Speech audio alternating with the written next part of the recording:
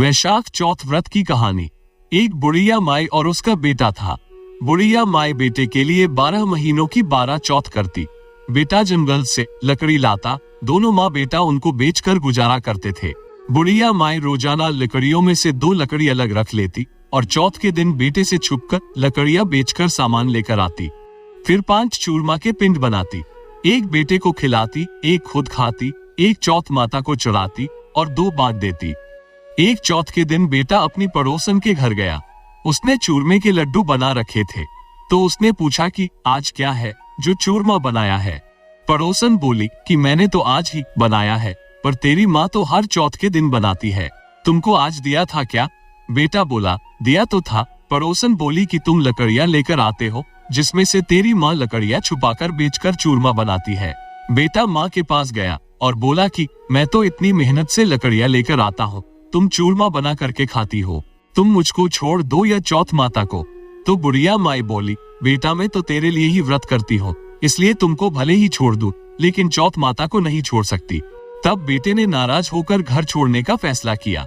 तो माँ बोली कि तुम जा तो रहे हो, लेकिन मेरे हाथ का ये आखा यानी अनाज के दाने लेकर जा, जिन्हें हाथ में रखकर मैंने चौथ माता की कहानी सुनी थी। जब भी तेरे ऊपर जो भी संकट आएगा, चौथ माता के नाम पर इन्हें वहां डाल देना, संकट दूर हो जाएगा। बेटे ने सोचा कि है तो झूठी बात, लेकिन बात रखने के लिए ले लेना चाहिए। बेटा घर से थोड़ी दूर गया होगा और देखता है कि खून की नदी बह रही है, किधर से भी रास्ता नहीं था। तब उसने माँ के दिए आखे यानी अनाज के दाने डाल के बोला कि हे चौथ माता, अगर ये नदी सूख कर रास्ता हो जाए तो तुम सच्ची हो। इतने में ही नदी सूख कर रास्ता हो गई। थोड़ा आगे चलने पर तो रात होने लगी और सुनसान जंगल आ गया। तब वो आखा डालकर बोला कि हे चौथ माता, मुझे रास्ता मिल जाए, नहीं तो ये जानवर मुझे खा जाएंगे। इतने में ही रास्ता मिल गया। आगे एक राजा की नगरी में गया। राजा हर महीने एक आदमी की बलि देता था। वो एक बुढ़िया के घर में गया तो देखता है कि बुढ़िया माई रोटी बनाते हुए रो रही थी। तब उसने पूछा कि माई तुम रो क्यों रही हो? बुढ़िया बोली कि मेरे एक ही बेटा है और आज वो राजा की बलि चढ़ जाएगा, मैं ये रोटी उसके लिए बना रही हूँ। वो बोला कि माई ये रोटी मुझे खिला दो, मैं तेरे बेटे के बदले चला जाऊंगा। माई बोली, रोटी खिला दूंगी, लेकिन तुझे कैसे भेज दूं? उसने उसे रोटी खिला दी। रात में सोते समय वो बोला कि राजा का बुलावा आए तो मेरे को जगा देना।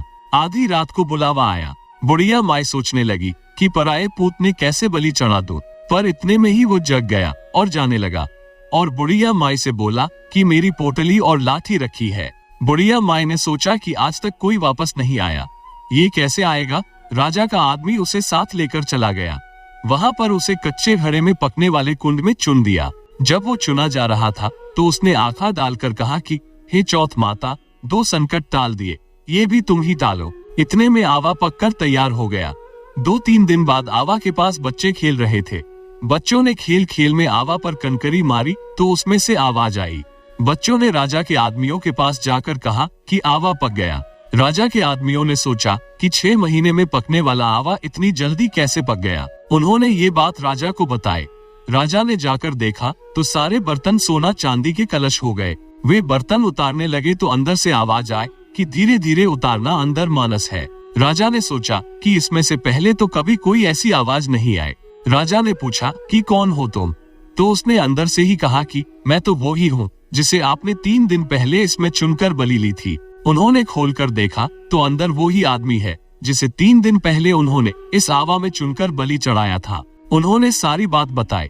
उसे महल ले जाया गया। राजा ने पूछा कि तुम कौन हो और बच कैसे गए? तो उसने कहा कि मेरी माँ चौथ का व्रत करती थी, उसी की वजह से मैं बच गया। तब राजा ने कहा कि ये झूठ है, इसकी परीक्षा लेनी होगी। राजा ने 2 घोड़े मंगवाए, एक पर स्वयं चढ़ गया और दूसरे पर उसको चढ़ा दिया। उसके हाथों और पैरों में जंजीर डाल दी गई।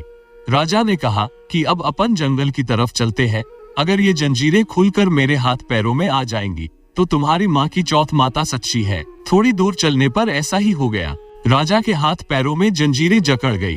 फिर उस लड़के ने बड़ी मुश्किल से राजा को वापस राजमहल पहुंचाया और जाने लगा। तब राजा ने उसे रोकने के आदेश दिए।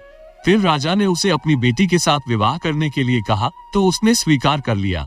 राजा ने उसे वही महल में ही रहने के लिए अलग से सारे साधन उपलब्ध करवा दिए। वो राजकाज में सहयोग करने लगा। कुछ महीनों बाद उसे घर की याद आए। एक दिन मौसम बहुत ही खराब हो रखा था। चारों तरफ बिजलियां कड़क रही थी। उसे अपनी माँ की याद आई, तो उसने अपनी पत्नी से कहा कि आज तो बिजली मेरे गांव की तरफ चमक रही है। तो उसकी पत्नी यानी राजा की बेटी ने कहा कि आपके गांव भी है क्या? तो उसने कहा कि हाँ, मेरा गांव भी है। और उसने अपनी माँ के बारे में बताया। फिर कहा कि अब हम गांव चलेंगे। दूसरे दिन सुबह वे गांव के लिए रवाना हुए तो राजा ने खूब सारा धन देकर उन्हें विदा किया। गांव के समीप पहुंचने पर लोगों को पता चल गया। उधर उसकी माँ से बुढ़ापे में लकड़ियां तो कटती नहीं थी, इसलिए गोबर के उपले बनाकर उन्हें बेचकर जीवन यापन कर रही थी। वो उपले बीन कर ला रही थी तो उसी पड़ोसन ने बताया कि बुढ़िया माई, तेरे बेटे बहू आ रहे हैं। तो उसने कहा कि मेरे भाग्य में बेटे बहू कहाँ है? एक बेटा था जिसे भी तुमने लगा भुजा के निकाल दिया। तो उसने कहा कि मैं सच बता रही हूँ, विश्वास नहीं हो तो देख लो। बुढ़िया ने छत पर जाकर देखा तो सच में गांव की तरफ एक लश्कर आ रहा था। घर आकर बेटे बहू ने पांव छुए। बेटे ने कहा कि माँ, तेरी चौथ माता के प्रभाव से मैं आज जिंदा हूँ। उसी दिन उसने पूरे गांव में कहलवा दिया कि कल मेरे घर पर सामूहिक भोजन है। दूसरे दिन सबको भोजन करने के बाद खूब सारे उपहार देकर कहा, चौथ माता का व्रत करे। हे चौथ माता, जैसे उस बुढ़िया माँ और उसके बेटे को संकट से बचाया, वैसे सबको बचाना। कथा पढ़ने वाले, सुनने वाले को हर संकट से दूर रखना। बोले चौथ माता की जय।